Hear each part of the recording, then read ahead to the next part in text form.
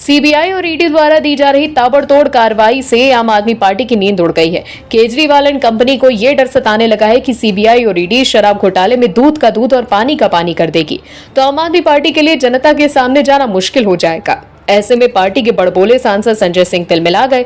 CBI के किस action से और क्यों झल्ला उठे संजय सिंह, बताते हैं आपको इस खास रिपोर्ट में। दरअसल आम आदमी पार्टी ने केंद्रीय जांच एजेंसी सीबीआई और ईडी पर बड़ा आरोप लगाया। आम आदमी पार्टी सांसद संजय सिंह ने कहा कि दोनों एजेंसियों के अधिकारी दिल्ली आबकारी नीति के मामले में गवाहों का बयान देने के लिए धमका रहे हैं। संजय सिंह ने यह भी दावा किया कि उनके पास इस बात के सबूत हैं कि कैसे पार्टी और उसके राष्ट्रीय संयोजक अरविंद केजरीवाल के खिलाफ ये साजिश रची जा रही है। प्रेस वार्ता को संबोधित करते हुए आम आदमी पार्टी के राज्यसभा सदस्य संजय सिंह ने आरोप लगाया कि ईडी और सीबीआई मामले में बंदूक दिखाकर बयान ले रहे हैं। संजय सिंह ने कहा कि ईडी और सीबीआई में 2 या 3 अधिकारी हैं जो प्रधानमंत्री नरेंद्र मोदी के कहने पर काम करते हैं। मैं उनसे कहना चाहता हूं कि वो अपना काम ईमानदारी से करें। संजय सिंह ने दावा किया कि आम आदमी पार्टी और केजरीवाल को तबाह करने की साजिश रची जा रही है। उन्होंने आरोप लगाया कि लोगों को केजरीवाल के खिलाफ बयान देने के लिए धमकाया और प्रताड़ित किया गया। संजय सिंह ने कहा कि हमारे पास इस साजिश के कई सबूत हैं और सही वक्त आने पर हम सबके सामने भी रखेंगे। उन्होंने कहा कि ईडी सीबीआई ने कहा कि एक व्यक्ति की केजरीवाल से मुलाकात हुई, हकीकत उसके माता पत्नी को धमका कर झूठा बयान लिया गया। ईडी सीबीआई के पास कोई सबूत नहीं तो कोर्ट ने राजेश जोशी, गौतम मल्होत्रा को बेल दे दी। संजय सिंह ने आरोप लगाया कि ईडी और सीबीआई गवाहों से गन पॉइंट पर बयान ले रही है, डरा धमका कर साइन कराया जाता है और फिर जेल में डाल दिया जाता है। वहीं जांच एजेंसियों की कार्रवाई से तिलमिलाए संजय सिंह ने सीबीआई के अधिकारियों पर भी हमला बोला। संजय सिंह ने कहा कि 2-3 बड़े किरदार हैं। संजय मिश्रा ईडी के डायरेक्टर हैं, वो महिला अधिकारी हैं भानुप्रिया, तीसरे एक सीबीआई के अधिकारी हैं अनमोल सचान। आम आदमी पार्टी कल्पना करेंगे कितना बड़ा आपराधिक कृत्य से ये अधिकारी कर रहे हैं। मैं सभी अधिकारियों से कहना चाहता हूं कि नरेंद्र मोदी जी को 75 साल के बाद संन्यास ले लेंगे। आपको तो आगे की भी नौकरी करनी है। न्याय करिए, ईमानदारी से अपनी ड्यूटी करिए। ये डराना धमकाना, ये गन पॉइंट पर बयान लेना, कान फाड़ना, ये कहना कि तुम्हारी बेटी कॉलेज कैसे जाएगी देख लेंगे, ये सब करना बंद करिए। इसके अलावा संजय सिंह ने ईडी की महिला अफसर भानुप्रिया पर गंभीर आरोप लगाए। संजय सिंह ने दावा किया कि ईडी डायरेक्टर के निर्देश पर वो आरोपियों से मारपीट करती हैं और अपने लिखे बयान पर जबरन साइन करवा लेती हैं। संजय सिंह ने कहा कि तीनों अधिकारियों को बताना चाहता हूं, ध्यान से सुन लीजिए। अब आपके द्वारा लिखे गए बयान और जिस बयान का जबरन हस्ताक्षर कराने का प्रयास कर रही थी, उसका सारा साक्ष्य हमारे पास आ गए हैं। सही समय पर उजागर करेंगे। बहुत साक्ष्य हमारे पास आ गए हैं। आप किस तरह जांच कर रही हैं, जांच अधिकारी तो हैं योगेंद्र सिंह, लेकिन उनकी कुछ चलती नहीं है। संजय मिश्रा के इशारे पर भानुप्रिया को निर्देश दिया जाता है कि ऐसे प्रताड़ित करो, ऐसे मारो, ऐसे धमकाओ, गाली दो, अपमान करो। बयान लिखकर बोलती हैं कि इस पर साइन करो। ये भाषा होती है इस अधिकारी की। ऐसे तमाम साक्ष्य हमारे पास आ गए हैं जिसके कोर्ट में हम रखेंगे। सवाल है कि संजय सिंह के पास कोई साक्ष्य हैं तो वो कोर्ट में क्यों नहीं जा रहे हैं और उसे पेश क्यों नहीं कर रहे हैं। प्रेस कॉन्फ्रेंस करके आरोप लगाना आम आदमी पार्टी की पुरानी आदत है। केजरीवाल दिल्ली की शीला दीक्षित सरकार पर आरोप लगाकर सत्ता में आए, लेकिन सत्ता में आने के बाद उन्होंने क्या कोई कार्रवाई की? उल्टा जनता के पैसों पर अपने लिए शीश महल बनवाकर राज कर रहे हैं। दरअसल सीबीआई ने नोएडा से संचालित एक न्यूज चैनल के बड़े अधिकारी अरविंद कुमार सिंह को गिरफ्तार किया। दरअसल उन्होंने हवाला के जरिए 17 करोड़ रुपए उस कंपनी तक पहुंचाए जो गोवा चुनाव के दौरान आम आदमी पार्टी के प्रचार का जिम्मा संभाल रही थी, ऐसा सीबीआई कहती है। इसे खुलासे के बाद संजय सिंह सीबीआई के अधिकारियों पर ही भड़क गए। आम आदमी पार्टी इस बार अपने मुखिया अरविंद केजरीवाल की वजह से बैकफुट पर है। केजरीवाल जो सत्ता में आने से पहले बड़े बड़ी डींगे हाँकते थे कि सत्ता में आते ही ऐसे बदले कि दिल्ली के लोग हैरान रह गए। शीश महल खुलासे के बाद से ही केजरीवाल सवालों के घेरे में रहे हैं, लेकिन वो जवाब नहीं दे पा रहे। लेकिन अब जो कांड हुआ है वो काफी चौंकाने वाला है और उसकी शिकायत अमित शाह तक पहुंच गई है। दरअसल दिल्ली की अफसरशाही का एक तबका अब खुलकर दिल्ली सरकार के खिलाफ खड़ा होने की कोशिश कर रहा है। विशेष सचिव सतर्कता YVVJ राजशेखर ने गृह मंत्रालय, दिल्ली भ्रष्टाचार निरोधक शाखा और उपराज्यपाल कार्यालय को एक पत्र लिखा है और केजरीवाल सरकार पर गंभीर आरोप भी लगाए हैं। दिल्ली सरकार द्वारा हाल ही में हटाए गए विशेष सचिव सतर्कता YVVJ राजशेखर ने यह आरोप लगाया कि सोमवार देर रात उनके कार्यालय के कमरे की तलाशी ली गई। उन्होंने कहा आबकारी नीति एवं मुख्यमंत्री के सरकारी आवास के जीर्णोद्धार से संबंधित फाइल क्या तो नष्ट कर दी गई या उसके साथ छेड़छाड़ हुई। इस पत्र में उन्होंने अपने कार्यालय में रात में तोड़ने, आबकारी नीति की जांच, मुख्यमंत्री अरविंद केजरीवाल के आवास के नवीनीकरण और संवेदनशील फाइलों की फोटोकॉपी किए जाने की शिकायत की। आपको बता दें, इससे पहले अरविंद केजरीवाल के मंत्री सौरभ भारद्वाज ने पिछले सप्ताह राजशेखर को हटा दिया था। इसके बाद 15-16 मई की रात 3 बजे दिल्ली सचिवालय में विशेष सचिव सतर्कता के कमरे नंबर 403 को तोड़ दिया गया था। पत्र में यह भी आशंका व्यक्त की गई है कि उनके कार्यालय की जासूसी की गई होगी। अपने पत्र में राजशेखर ने कहा कि दिल्ली सरकार के मंत्री सतर्कता सौरभ भारद्वाज ने सहायक निर्देशकों को भ्रष्टाचार के मामलों से संबंधित फाइलों को सतर्कता अधिकारी को जमा नहीं करने का आदेश दिया था। ये पत्र उनके पुरानी रिपोर्ट का अगला हिस्सा है। इसके अलावा पत्र में यह भी कहा गया है कि माननीय मंत्री के ये निर्देश अब दिनांक 15/5/2023 को पूर्व 11:30 पर प्राप्त हुए। उस समय अधोहस्ताक्षरी के गोपनीय खंड में लगभग 76 फाइलें थी। इन फाइलों को माननीय मंत्री सतर्कता के निर्देशानुसार जांच किए बिना केवल रिकॉर्ड करने के लिए सचिव सतर्कता को भेज दिया गया था। ऐसा इसीलिए किया गया क्योंकि माननीय मंत्री ने अधोहस्ताक्षरी को फाइलों की जांच नहीं करने का निर्देश दिया।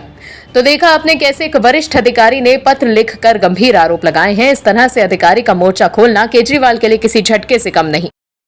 सीएम केजरीवाल के 2 अनमोल रत्न जेल में बंद हैं। एक है सिसोदिया और दूसरे हैं सत्येंद्र जैन। दोनों के ही ऊपर अलग अलग मसलों पर कार्रवाई हो रही है, लेकिन केजरीवाल की टीम में नंबर 2 और पोजीशन पर रहे सिसोदिया के ऊपर बड़े ही गंभीर आरोप लगे हैं। दिल्ली की बहुचर्चित आबकारी नीति की वजह से सीबीआई ने अपनी पहली चार्जशीट में कहा था कि आम आदमी पार्टी को शराब कारोबारियों को फायदा पहुंचाने के संदर्भ में 100 करोड़ की रिश्वत मिली थी, जिसे गोवा विधानसभा चुनाव में पार्टी के पक्ष में माहौल बनाने के लिए उपयोग किया गया था। लेकिन आम आदमी पार्टी लगातार पूछ रही थी कि अगर पैसा लिया गया तो गया कहां। अब इसका जवाब भी सीबीआई ने ढूंढ कर निकाल दिया है। क्या कहा है सीबीआई ने, चलिए आपको बताते हैं। दिल्ली के कथित शराब घोटाले में सेंट्रल ब्यूरो ऑफ इन्वेस्टिगेशन यानी सीबीआई को बड़ी कामयाबी हाथ लगी। केंद्रीय जांच एजेंसी ने नोएडा से संचालित एक न्यूज चैनल के बड़े अधिकारी को गिरफ्तार किया।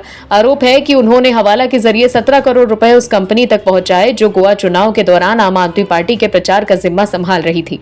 एजेंसी के सूत्रों के मुताबिक चैनल हेड की गिरफ्तारी के बाद अब ये राज खुल सकता है कि पैसा कहां से आया और कहां गया। शराब घोटाले में यही सबसे बड़ा सवाल है जिसका जवाब बहुत हद तक नहीं मिला है।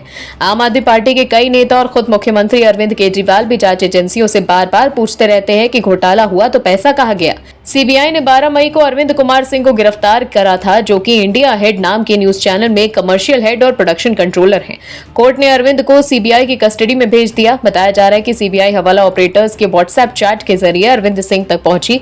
सूत्रों के मुताबिक इनसे पता चला कि जून 2021 से जनवरी 2022 के बीच उन्होंने 17 करोड़ रुपए हवाला के जरिए शरीयत मीडिया तक पहुंचाने में महत्वपूर्ण भूमिका निभाई, जिसने गोवा चुनाव में आम आदमी पार्टी के लिए आउटडोर एडवर्टाइजिंग कैंपेन का जिम्मा संभाला था।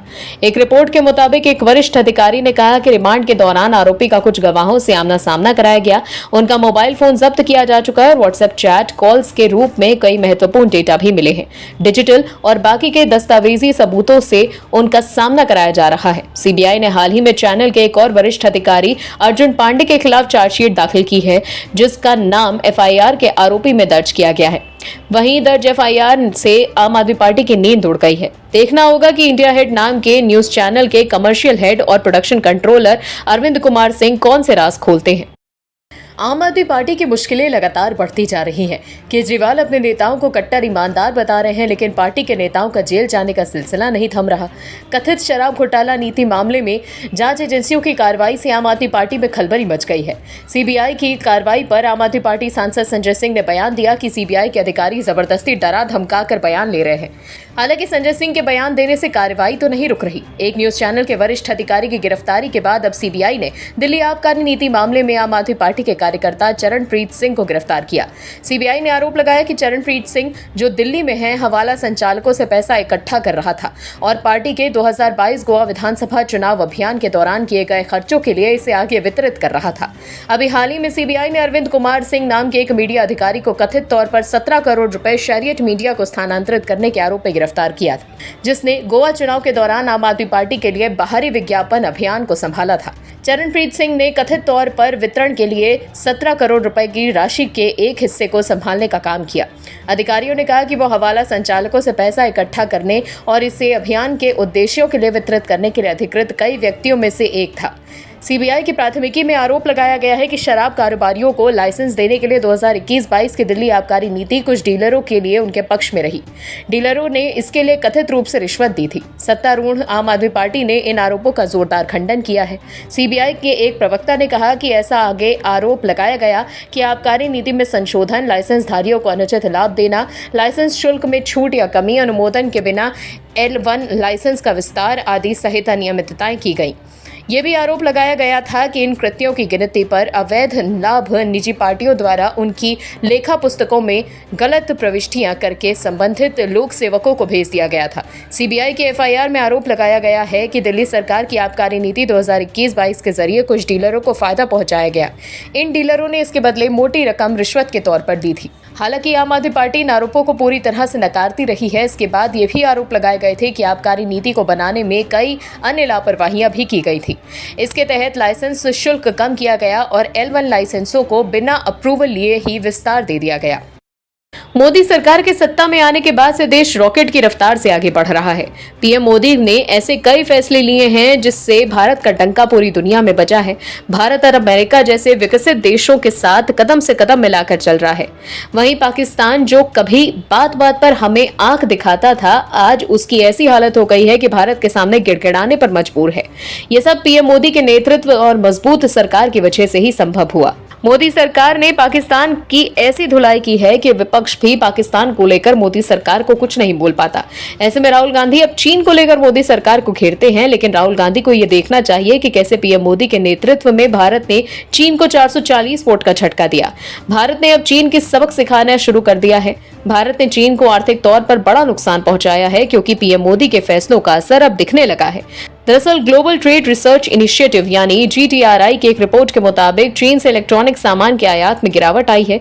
2022-23 में चीन से laptop, personal computers, integrated circuit और सोलर सेल जैसे इलेक्ट्रॉनिक सामान के आयात में कमी आई है।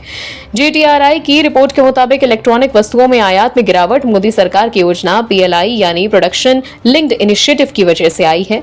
मोदी सरकार ने इस योजना को मार्च 2020 में लॉन्च किया था। आपको बता दें, मोदी सरकार ने इस घोषणा की शुरुआत घरेलू उत्पादन को बढ़ाने और आयात बिल को कम करने के लिए की थी, जिसका इस रिपोर्ट में साफ असर दिख रहा है। इस योजना के तहत केंद्र सरकार कंपनियों को भारत में बने प्रोडक्ट की बिक्री के आधार पर इंसेंटिव देती है। इस रिपोर्ट के मुताबिक 2021-22 की तुलना में पिछले वित्त वर्ष में लैपटॉप और पीसी का आयात 23.1% घटकर $4.1 अरब और मोबाइल फोन का आयात 4.1% घटकर $85.7 करोड़ रह गया है। इसके अलावा इंटीग्रेटेड सर्किट का इनबाउंड शिपमेंट 4.5% घटकर $4.7 अरब रह गया है। 2022-23 में यूरिया और अन्य उर्वरकों का आयात 26% घटकर $2.3 अरब रह गया है। रिपोर्ट में यह भी कहा गया है कि साल 2021-22 की तुलना में पिछले वित्त वर्ष में चिकित्सा उपकरणों का आयात 13.6% घटकर $2.2 बिलियन अमेरिकी डॉलर रह गया है। इसके अलावा सोलर सेल पुर्जे डायोड का आयात 2022-23 में 70.9% घटकर $1.9 अरब रह गया है। तो देखा आपने कैसे मोदी सरकार की नीतियों की वजह से भारत अब आत्मनिर्भर बन रहा है। पीएम मोदी हमेशा से ही भारत को आत्मनिर्भर बनाने पर जोर देते रहे हैं और अब उनके फैसलों का असर दिखने भी लगा है। राहुल गांधी चीन को लेकर मोदी सरकार को घेरते रहते हैं, लेकिन मोदी सरकार लगातार चीन पर आर्थिक प्रहार कर रही है, चाहे वो चीन का डिजिटल स्ट्राइक कर रही हो या फिर चीन से आयात कम करके। लेकिन वो इस कामयाबी पर राहुल गांधी चुप्पी साध लेते हैं। और भी वीडियोस देखने के लिए चैनल को सब्सक्राइब करें और बेल आइकन को दबाएं।